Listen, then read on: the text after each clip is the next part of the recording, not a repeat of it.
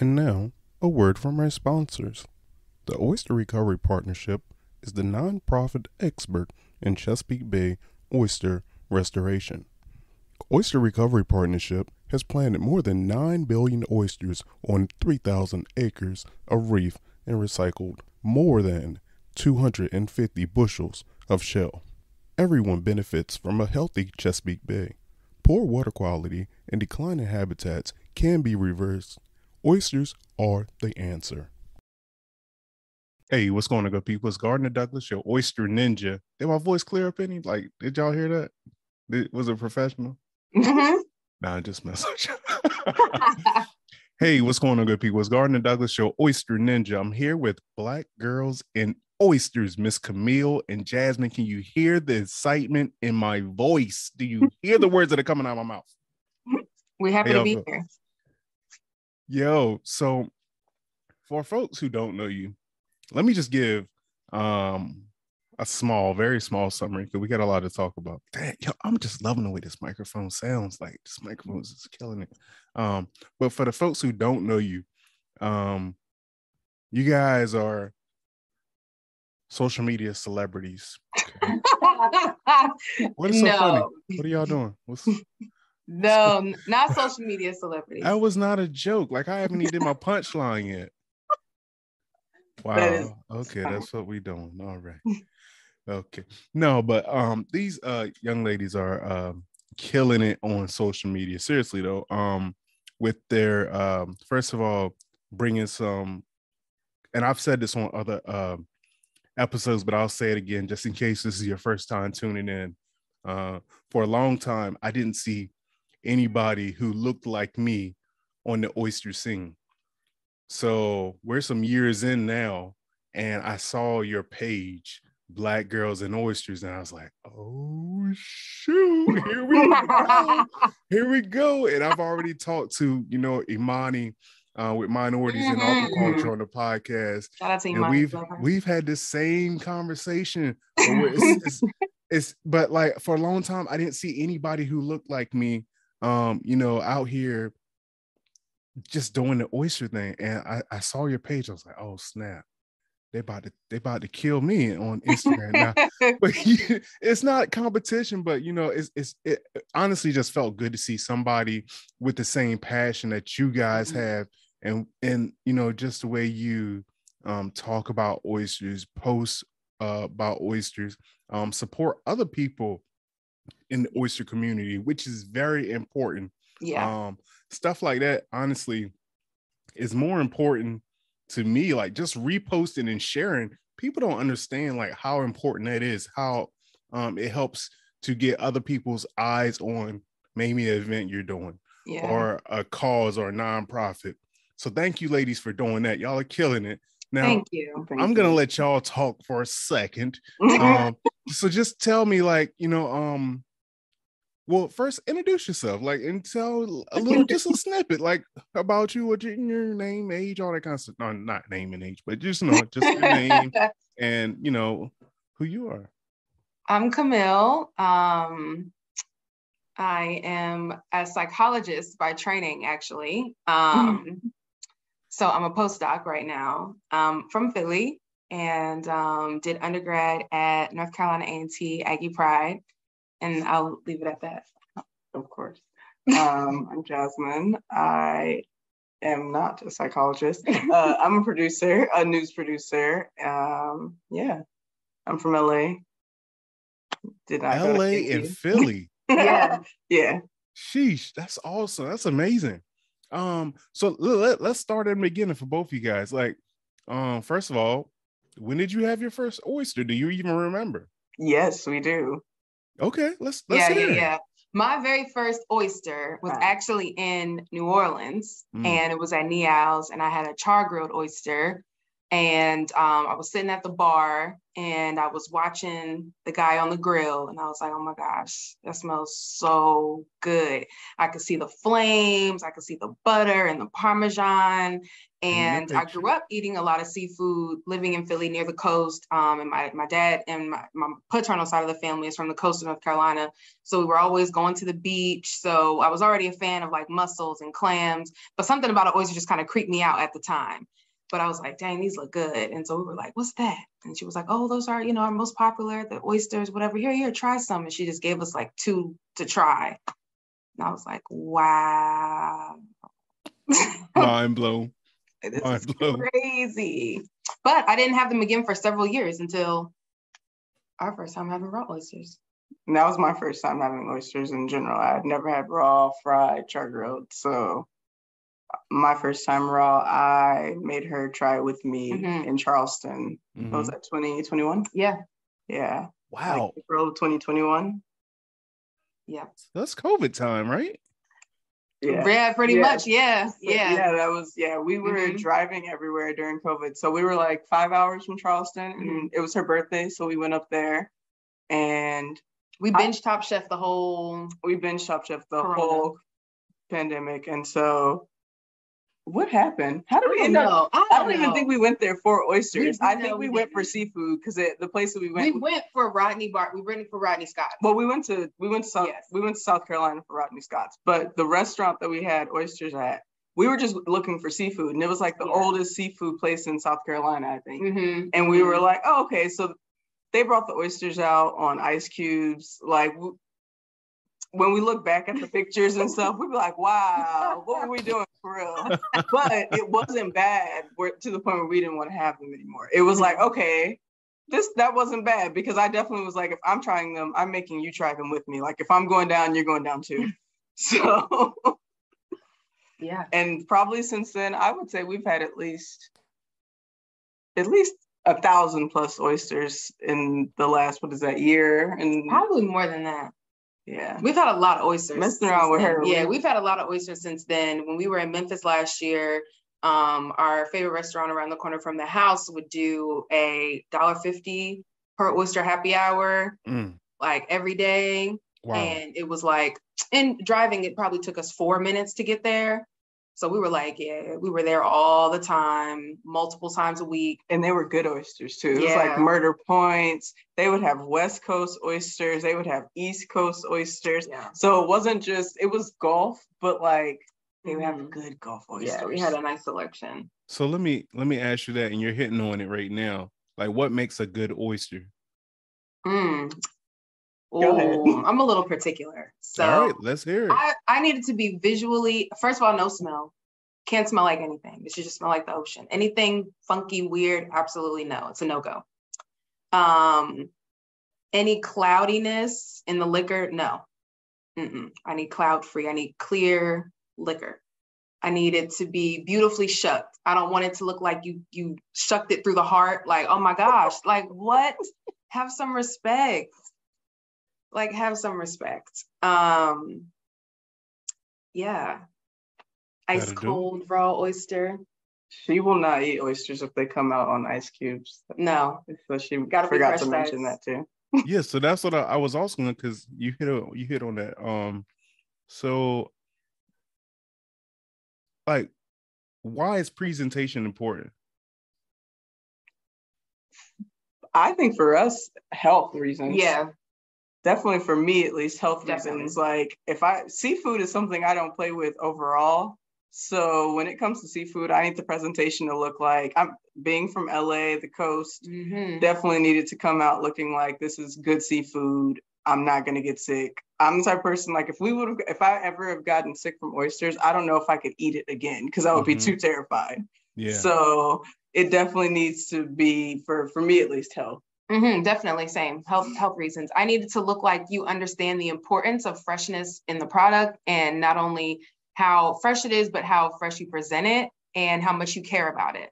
I don't want just some random person back there just shucking away, just, for the sake of it. Like, I'm here so I don't get fined. Like, you know what I mean? Like, I don't want that. We've definitely had a shucker who was having a bad day one day. Come on now. And Come she on was now. like, she was actually a hostess, and she was like, I'm having a bad day, so I'm gonna go shuck some oysters. And we were sitting right in front of her. She was murdering these oysters. She was killing these oysters. And I was like, it was painful to watch. Please do not put that on our plate. Like, no, No, for real, yeah. Take that back. It was painful to watch. So yes, Wow. definitely, yeah, just health reasons for sure. For sure. So have you guys, I mean, because you do a bunch of, brilliant posts. And also those guides I was looking at, you do a bunch of guides, like city to city, and we'll go into that. But what I wanted to ask is, what's like I would say your most memorable experience at a raw bar? Any stick out? Oh, a couple come to mind. What do you think? My first one would probably be when she successfully defended her dissertation. Was that? May, yeah. Oh, come on now. Successfully defended her dissertation, and our favorite restaurant in Memphis basically just shucked oysters until we told them no more. Like they didn't charge us. It was like a celebration. They just shucked until we said stop. I think that was probably one of my best. Yes. They were also like trying to clear house. Yeah, we came in like 20 minutes before they closed. Yeah, so it was also like, okay, here's what we got. Boom, boom, boom. That comes to mind. We had some really good oysters at Kimball House last week. They were really good. Denver. We had some really great oysters in Denver at Uchi sushi restaurant. They taste like fried chicken. What does that mean? Like, how does that happen? What's funny is it had like a lemongrass something, and there was something else that they had. The flavor combination, as soon as I ate it, I turned to her and I said, this tastes like fried chicken. It didn't taste like an oyster. It was like, wow. Like, how did they do that? It was really good. And it was raw. Yeah. And it was fresh. It was so fresh. So good. So people underestimate a fresh oyster. Like right there, just that statement. I've been thinking about this recently. Because a lot of people ask me, first of all, they was like, oh, you don't have a website? No, I don't have a website. Oh, well, so how do they find you? I was like, well, they find me on Instagram, social media, and word of mouth. I was like, really, honestly, I get a lot of compliments, but it's not me. It's really the oyster. And I just happen to be able to shuck it or present that oyster in the best show, in my opinion. Yeah. And I'm like, really, it's just, I know the distributors, I know the oyster farmers, and I know when the oysters are harvested and being brought in. So because I'm not a restaurant, I feel like I have an upper hand. I'm not, disadvantaged. I feel like I had that upper hand because I pick my oysters up the day of, where a restaurant may be sitting on oysters, even day to day. Yeah. I tell people that the flavor of the oyster changes because it's out of its natural environment. So when I'm picking my oysters up, they might be out of the water a day, if like they might be, just being harvested. So when I'm presenting them to my whoever is eating them at the time, that's the freshest you're gonna get unless you're at that oyster farm. Right. So people really underestimate. I'm not doing anything. I'm just presenting to you what I know to be the freshest product, freshly shucked, and at a good quality shucked, as you said. So do y'all home shuck? Definitely. Yes, definitely. So how do we even get the nerve up to start home shucking? We didn't feel like paying for it. Yeah. That's fair. That's fair. We were in Memphis last year.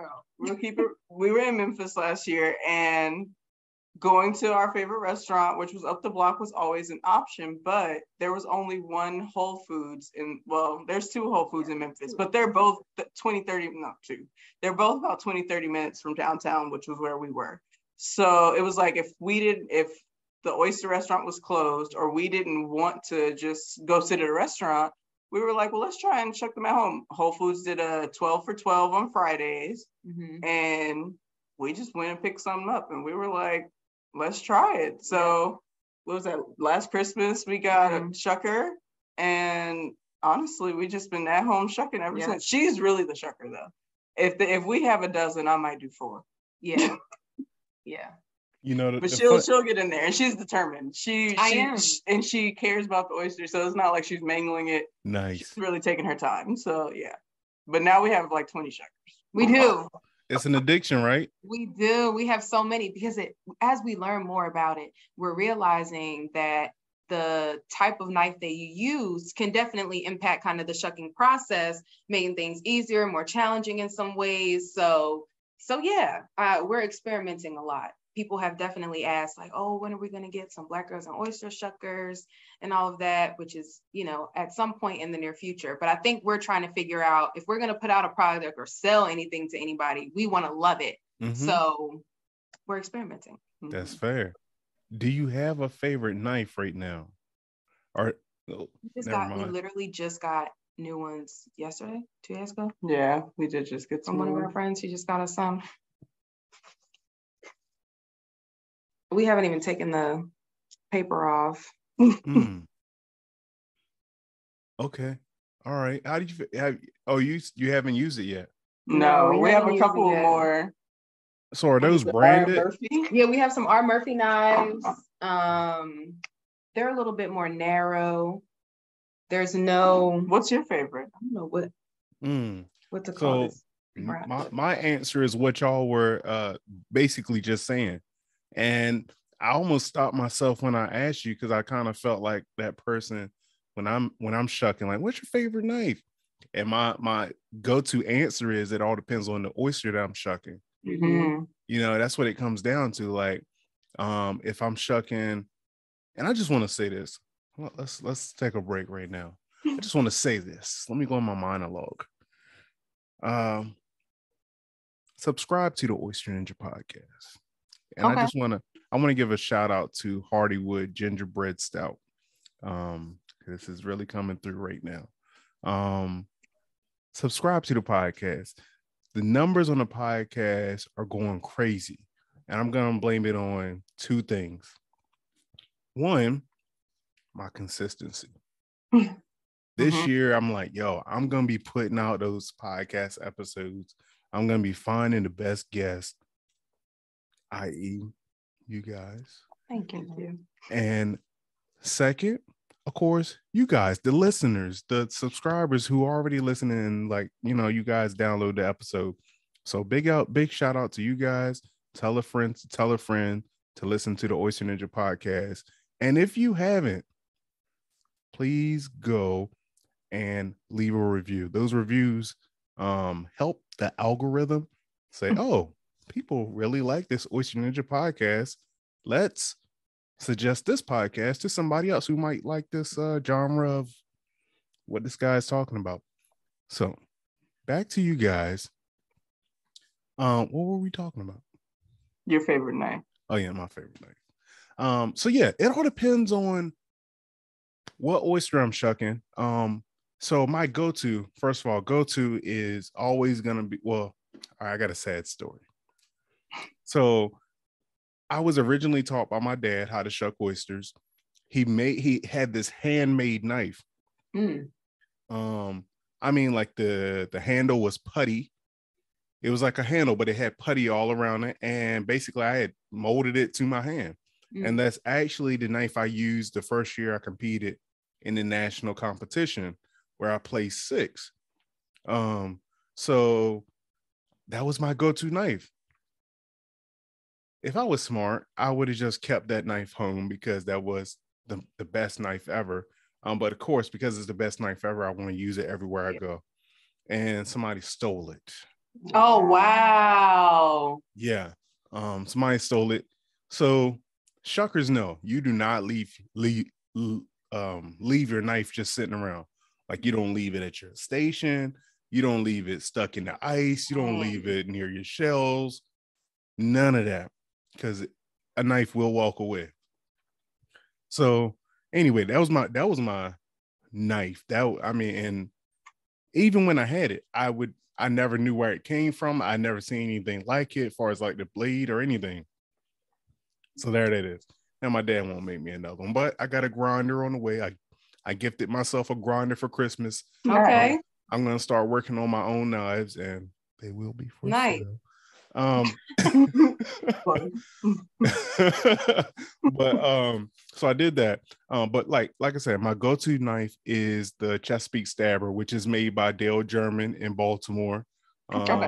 He's an old master woodmaker. He did the knives that the wood came from the Pride of Baltimore, I believe it's called. And he did a whole lot of that for oyster recovery. And those knives are like crazy expensive, but it, gives back and everything. But that's my go-to knife. And now I also like that Emergo knife, like the knife that I've really been pushing out there, is their Emergo knife. It is expensive, but it's just like I said, like he was on the podcast. I was like, this is the last knife you'll ever need. It's full titanium. So you're not going to worry about it bending, breaking, or any of that. And even if it does, you can just send it back to him. Yeah. So that's that. But that's my go-to knife, the Chesapeake Stabber, because I'm a Chesapeake Stabber. I either stab through the mouth of the oyster, or I can use that stabber to go through the back also. So yeah, my go-to knife. Okay. Yeah. So for those home shuckers, would you give them any tips? Oh, okay. Okay. So we haven't posted a how to shuck at home video yet. It's in the cards. And, I'm not really pressed about posting one of those because there are so many videos already out there. If you are going to shuck at home, I feel like Google, it's right there. And the Oyster Ninja is on YouTube, but exactly. There are professional videos and things already out there. Right. So, we're trying to get our TikTok presence up, and I come across this, how to shuck an oyster video. First of all, the person's wearing a Band-Aid. So I'm immediately like, this is not going to be, you're no professional. So then the person pulls out a pocket knife. Okay. Yes. All yes. Right. I wish I was lying. Right. All you need is a strong knife. I'm like, that's not how this goes. But right. Okay. So, and they also shucked it incorrectly. So it was just bad all around. You're not using the right utensils and you're doing it wrong. So all of the liquor spilled out of the oyster. She shucked it upside down. And then just like ripped the oyster ripped the oyster like apart. Like I wish we might send it to you so that's animal abuse. Yeah, let me do that so I can remix that. I put something in the comments, super neutral, like, oh my gosh, this is dangerous, or like, you might want to get an oyster knife because this could be dangerous if you keep, using the pocket knife or whatever. She blocked us. Ooh, here we go. So our tips are first, you need to have an oyster knife. You need to have an oyster knife, especially if you are a beginner and you're just experimenting. Like, let's just start with the basics. Not a butter knife. Oh man, we know from experience. I just got a new butter knife. And I bet it broke when you tried to. Exactly. No butter knife, no pocket knife, no screwdriver, no just random sharp object that you have laying around. You need to have a rag to put around your hand, somewhere flat surface, firm. Yes, but above all, if nothing else, please have a shucking knife to start with. And definitely you need to have somewhere that you're going to put the shells. We did realize, okay, that is also part of this process. Now what? So right. Exactly. Yeah. So. I feel you. And do not soak them in fresh water. I have seen videos of people rinsing their oysters and they're they're taking the oysters on a swim in the sink water. Don't do that. So I will say this, from my experience, some wild oysters, they do need a rinse because they can have mud. A rinse, though. A Oh, Yeah, rinse. yeah. A rinse. Yeah. Heavy on the rinse, not a deep swim. These these oysters was at swimming practice. Yeah, and the other thing, like, people gotta understand, like, these oysters are still living. Yeah, a lot of people don't realize that. Yeah, and to live, they need brackish water, not Yes. fresh water. Yes. Fresh water will kill the oysters. They can't live in fresh water. So I'll say that. But yeah, let's talk about your social media presence now. Let's jump in that. Like, let's talk about, like, first of all, why you started the page, and now what are you doing with it? Started the page, really, it was just something for fun to do, to be honest. I really wish it was a deep, like, reasoning at first, but we were out having oysters for like the first time in Memphis. Actually, we were like on a date night trying to get used to the city, and we ordered some oysters. We were kind of experimenting with the place, wanting to see what the oysters were like at first. So I think we only ordered like a half dozen. And they came out beautifully. The presentation was beautiful, and I wanted to take a picture, and I was like, oh, this would be so cute on Instagram. And then I realized, like, dang, like, don't nobody care about my little, like, Instagram, like, don't nobody care about my, like, beautiful oysters that I'm about to eat. And I was like, dang. But I knew so many people who have been posting oysters recently. I knew a lot of Black girls have been trying them. I was like, I think I'm gonna make an Instagram. And I think within a week, I had figured out color palette. I had started playing around with like logos and fonts, thinking about what kind of content I would want to post, thinking about how much time I actually had to dedicate to the page. And at first it was really just supposed to be a cute Instagram for people to get recommendations about like where to eat oysters, and to also just see Black women eating oysters. Yeah. And also Black people. We also get that question a lot. Oh, I don't identify as a Black woman. Can I still, tag your page? Can I still, like, is this for me, or am I intruding on this space? And it's for anyone who enjoys oysters, but Black women are always going to be who we center around that. And also as queer women, I feel like we also want to center Black queer people in spaces as well. So it kind of has evolved from, just like a fun thing I wanted to do. And then it was like, oh, wow, like people like this. No, we definitely like this. So it's been a cool journey, watching you guys grow. And I'm not even talking about numbers. I'm really talking about like just, and I'm not stalking you guys, okay? First of all, I'm not stalking you. I'm not looking for content ideas. Okay. But no, it's been cool to watch y'all grow, and just the thought process behind your posts and growing your tribe. Talk about that, because you guys have a serious tribe, I feel like. Like, why is that important for you? And how did you even go about growing it? Was it easy? Did it just come natural? Did they flock to you? It's like, finally you're here, or like what? A lot of word, all of them. Yeah, a lot of word of mouth. Honestly, Jasmine does a lot of the word of mouthing. if we're out somewhere, I'm automatically like, do you like oysters? Mm-hmm. It's one of the first questions that may come out of my mouth. If I see that you're a Black woman, I'm just gonna walk right up to you and just ask. And so, yeah. And then social media, it's always someone like, wow, I found my tribe. Like, these are my people. So yeah, they kind of find us, we find them. It's a conversation starter. Very community, the tribe. There aren't that many Black women in this space. So typically when we were like, oh, Black girls and Oyster, like, oh, I've heard of you guys. Like, I know who you guys are, because there's only like 5. So, so yeah. That's freaking amazing. I love hearing stories like that. And you guys, I mean, you know how it is on social media. You got people, buying followers and, a whole bunch of other stuff, which, that's the thing. That's the thing. We like, still look at our numbers and we're like, oh my gosh, look, a new follower. Like, it's definitely, right. It's very organic. Every time we get a new follower, we're always like, oh my gosh, like, yay, thanks. Like, it's never like, oh, all right. Like every single one. I'd be like, did you see so-and-so? We look at everybody's profile. Yeah. We look at every single follower's profile to see what they do. If you like oysters and it was 15 years ago on your Instagram, we've probably liked that post because we're just on there looking.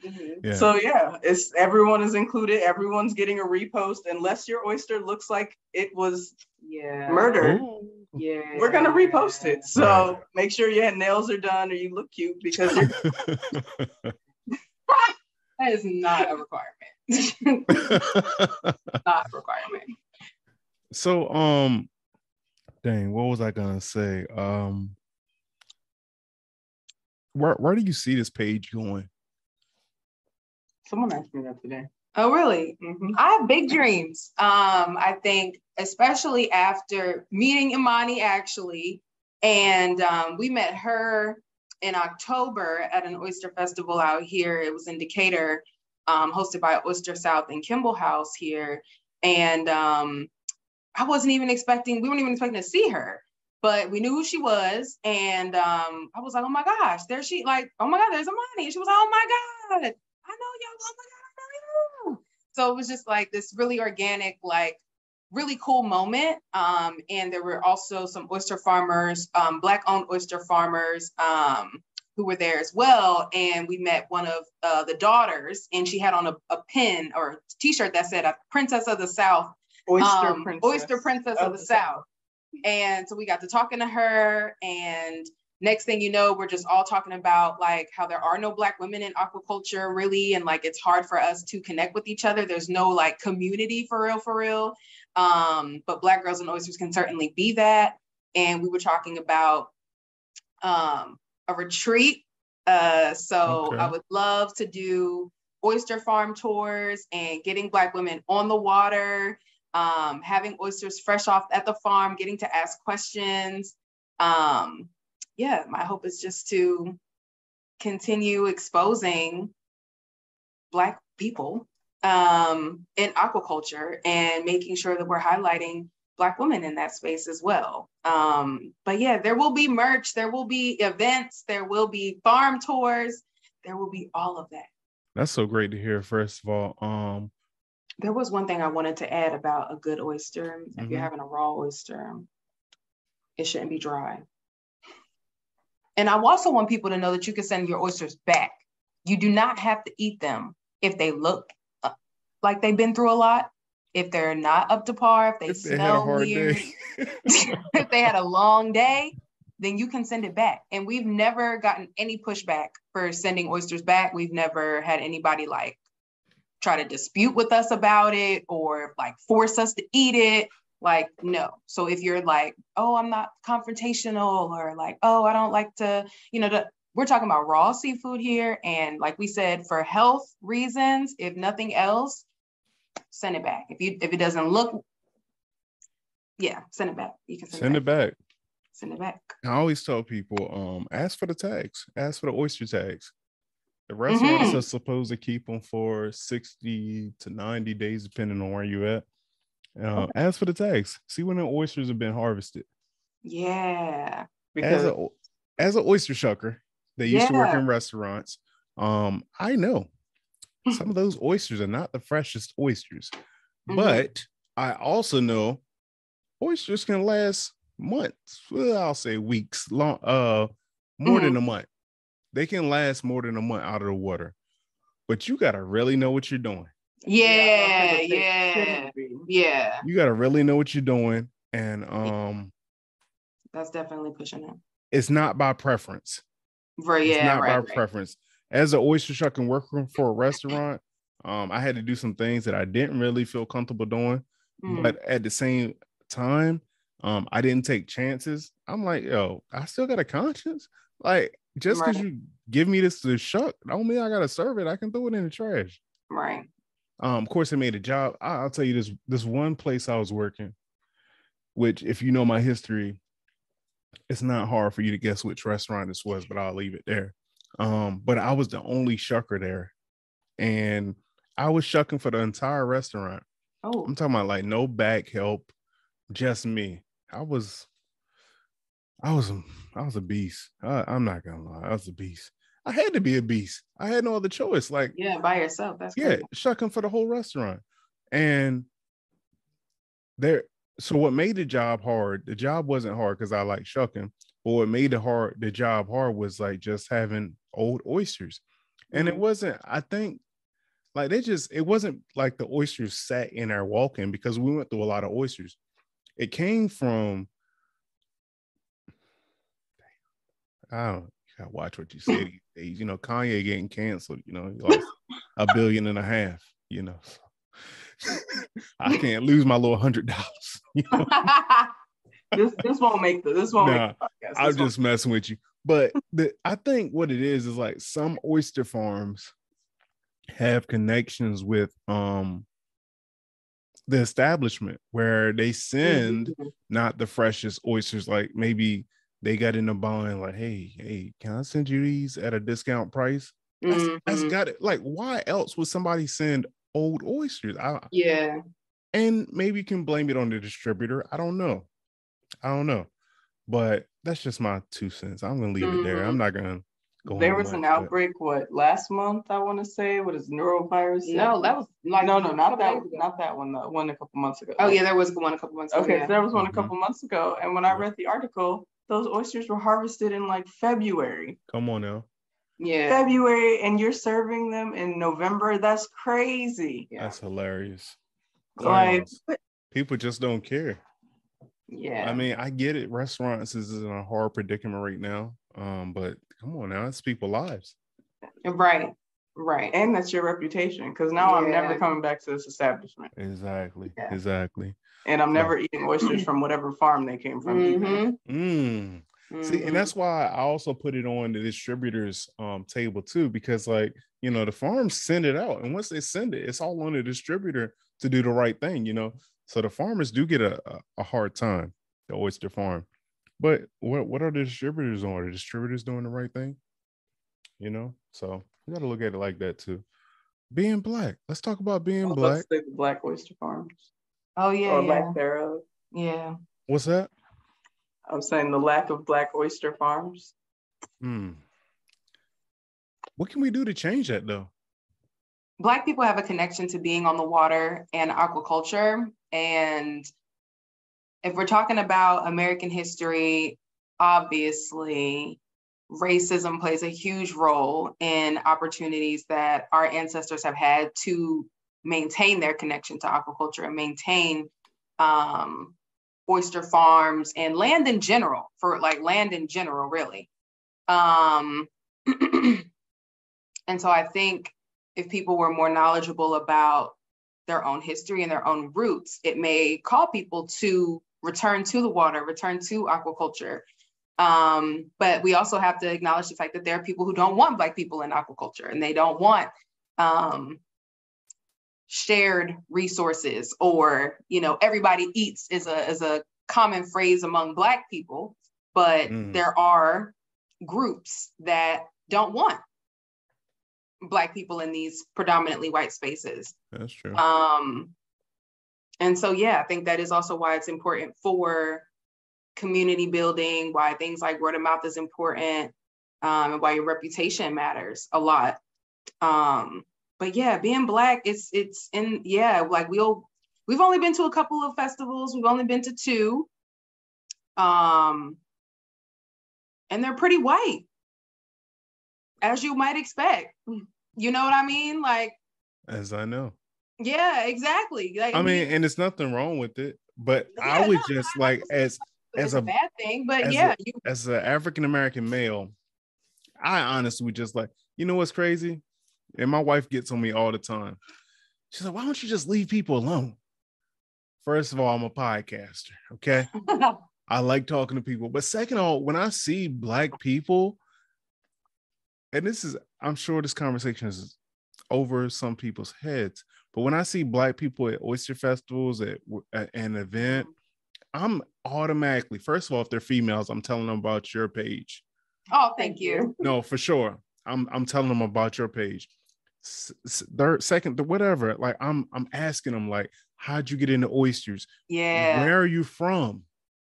Where are you from? Because of course, coastal communities, they're used to like seafood and stuff like that. And I just want to thank you ladies for doing what you do, creating that platform from that first picture that may not have been the best on ice cubes. But it's all good. Thank you. And any lasting words, and of course, where we can find you on social media. No, thank you. This was great. Yeah. Yeah, this was fun. We'll be back on the And podcast, hopefully. Hopefully, you know, we'll be allowed to come back. It's always nice to connect with other Black people in aquaculture and talk oysters. So thank you for having us. And we'll be in DC soon. I don't know when exactly. It's been on our like to visit list for a while now. So when we out there, you'll definitely. I certainly hope so. Just let me know ahead of time so I can kind of plan. For sure. It was crazy is I'm the most introverted, non-introverted person. So like this is cool. When I'm behind the raw bar is cool. When I'm at a bar is sometimes good. Sometimes not. But like, no, just let me know ahead of time so I can plan for it, get my mind ready for it. Okay. Thank you, ladies. What's up, pretty girl? Come here, because she likes to get on every podcast episode, especially when I'm going live with somebody. Hey.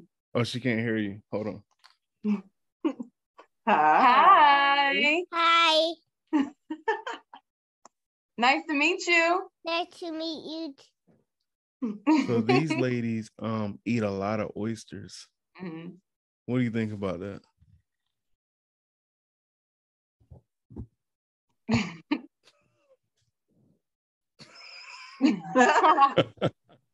What do you think about that? She likes oysters too, I imagine. Right then, lady. You don't want to talk. No, but thank y'all so much for spending your time with us today. Oh, she just want to take selfies. And of course, we can find you on Instagram at Black Girls in Oysters. That's the letter N, Oysters. Yes, that's our social media on all platforms.